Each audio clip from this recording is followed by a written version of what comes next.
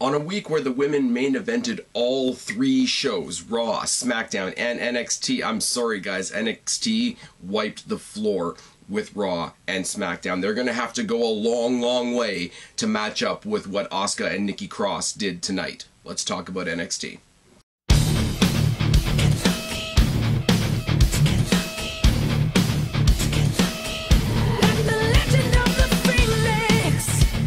What's going on, everybody? It's your buddy, it's your pal Spaz Phoenix, the YWC Reality Check, here with your June 28th NXT review. I'm sorry that I sound like crap. I'm sorry there wasn't a SmackDown review. I've been feeling like shit all week, and I still do. But I love this match. Wanted to come up and talk to you guys about it. Not much else on this show. I said it a couple weeks ago when they had the triple threat. It was a one-match card, but it was still a lot better than other things that happened this week. The Gauntlet match on Raw. I will give the ladies all the credit in the world. The Gauntlet match that main evented Raw was great. Nia Jax looked like a fucking superstar. Sasha Banks won the match. I'm fine with that. On SmackDown, Naomi cocksucked her way into keeping her title, which is fine. It's fine. The Money in the Bank ladder match had a rematch. Carmella kept the briefcase, which is all good. That was better than the pay-per-view match. I will say that. But I will say, sorry, again, I sound like shit. My bad. But Asuka and Nikki Cross tonight just destroyed anything they did in that Gauntlet match, or that ladder match, or Naomi's ever done in her entire life. But there wasn't much else on this card really to write home about. A little bit about Hideo Itami, but we'll get there when we get there. Nigel McGuinness introduces Mauro Ranallo to the announce team, which is great. There's a lot of people out there that are saying, oh, WWE did a bait and switch. They saw Mauro Ranallo's doing the what the hell are their names? Mayweather-McGregor fight, and they wanted to cash in on that, so they hired him back. I don't care, because Mauro Ranallo's great. Facefucker Tom Phillips can stay on SmackDown, and Mauro Ranallo can lend his voice to NXT. The combination of Mauro Ranallo and Nigel McGuinness is great. I could still do without Percy Watson, but it's not terrible. I have seen the videos on Twitter and on Facebook of Triple H at the live arena announcing Mauro Ranallo as being part of the NXT brand, referring to him as the bipolar rock and roller. Not sure how I feel about that. That's a little weird. First match of the night is the Velveteen Dream versus Ho Ho Lun. The Velveteen Dream, of course, can fuck off, but it's cool to see Ho Ho Lun, who we haven't really seen since the Dusty Classic and the CWC. So, hope he sticks around. Hope Velveteen Dream goes and fucks himself. Asuka arrives, or we see video footage of Asuka arriving, and Nikki Cross jumping on the hood of her car and being removed by security, etc. We see Heavy Machinery and Authors of Pain in William Regal's office, and they get it that the announcement is made that they're going to have a tag team title match in 2 weeks. So we got this week. We got the NXT World Championship match, along with another tag team match that we're going to talk about later next week. And then the following week, which is, I guess, going to be NXT 401, we're going to get a tag team championship match with these two big teams. What's his name? The manager of Authors of Pain. Can't think of his fucking name now, because I'm having a brain fart. Paul Ellering! There we go. It's made some joke about William Regal finding them in a cryo tube, or some reference to dinosaurs, or some stupid thing that I guess was supposed to be funny. Anyways, Hideo Itami versus Oney Lorcan. This is a rematch from a couple weeks ago where these guys kicked the living shit out of each other, and Hideo Itami hit him with 3 GTSs and knocked him the fuck out. So you figure this is going to be a hard-hitting rematch. Running corner uppercut and a couple of chops by Lorcan, and the match stops almost immediately because that first running uppercut in the corner busted open Hideo Itami. He's busted open. He's being seen to by med staff while the crowd screams, "Let them fight." The match is called off, and Hideo Itami is taken to the back. The crowd boos. I think this is incredibly fucking lame. Hold on. We get a long-ass video package for Strong vs. Rude next week, which is great. Hideo Itami returns to the ring and calls out Lorcan. They have a little bit of a match, I guess you could say. Haluva kick and a series of kicks to start in the corner by Itami.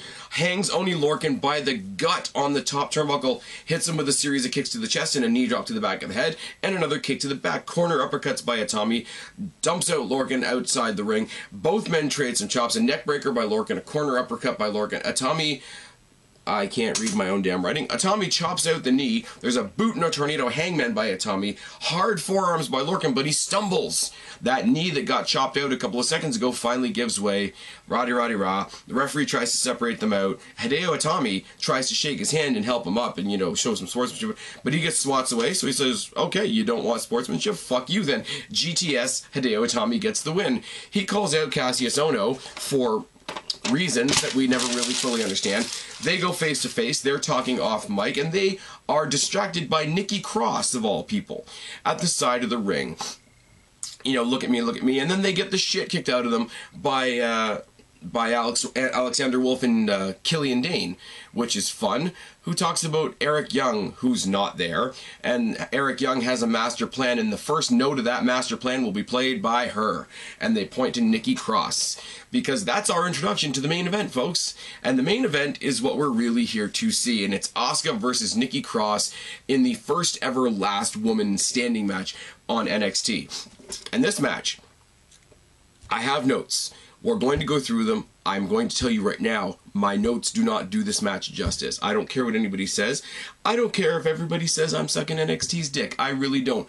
This, at least for the women, is early match of the year candidate. I don't even care. I know everybody's high on Ember Moon, and Ember Moon versus Asuka is the match. Nikki Cross. That's all I'm saying. Collar and elbow type and a corner rush by Cross. Kicks by Asuka. Crossbody and some mounted punches by Cross. Low drop kick by Asuka. Cross traps her in the apron. Cross rakes the forehead and the face and begins stacking some chairs in the aisle outside the ring. Asuka eats the steps hard, and when I say hard, I mean her head bounces off of the steps like a fucking basketball. With a little bit of anything you can do, I can do better. Cross eats steps shoulder first, but then Asuka says, no, not the shoulder, the head. Bounces her head off several times. Asuka finds a trash can. The fans chant ECW for reasons. She traps Cross in the can, hits her with, and I can't say it because the voice is just not there tonight, but she hits her once she's trapped in the can with the Daniel Bryan silly kicks and a drop kick from the top rope. High knee by Asuka, who brings in more chops. Cross off the apron. Cross tries to come off the apron, but she's caught on Asuka's knee. It kind of looks like she jumps into a GTS from the way this works out. Corner forearms by Cross. Snapmare off the top rope onto a stack of chairs in the center of the ring by Asuka, but Cross, not to be outdone, turns around, back suplex onto the same pile of chairs by Cross. Daniel Bryan silly kicks again by Asuka. Sorry guys, I wish I could do it. My voice just fucking sucks tonight. Neckbreaker by Cross and lots of forearms, and then she locks her in the Fisherwoman's neckbreaker and snaps it off, not once, not twice, not 3 times, but 4 times, and then distracts herself going to grab the belt. Comes back in the ring with the belt. Spin kick by Asuka. Hangman by Cross.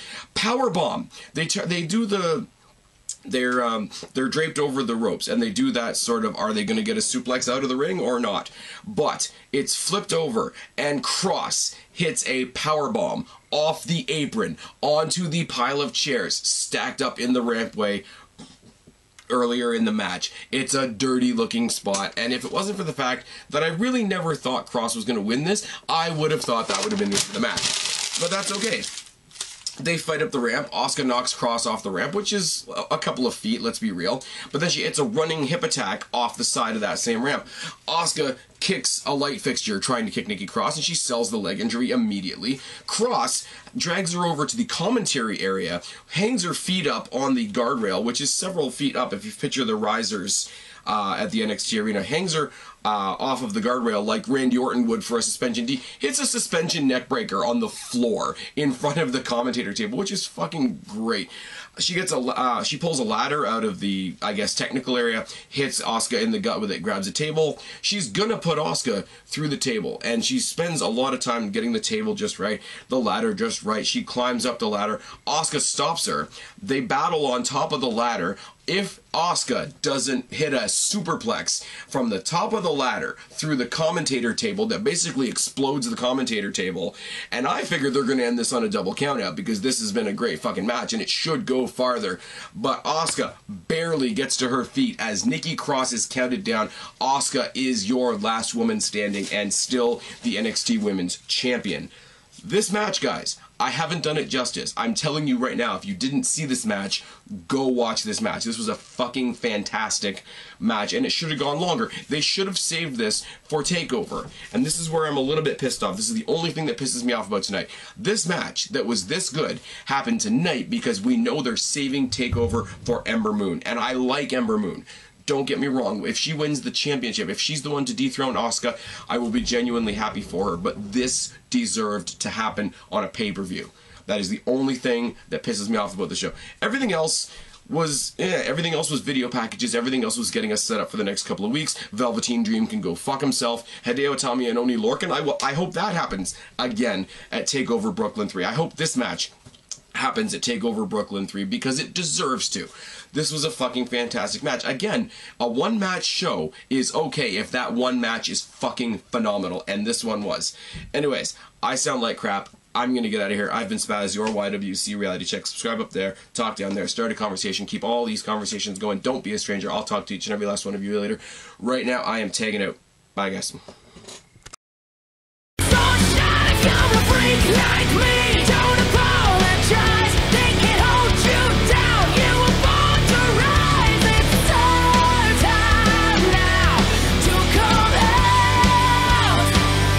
You're a freak like me.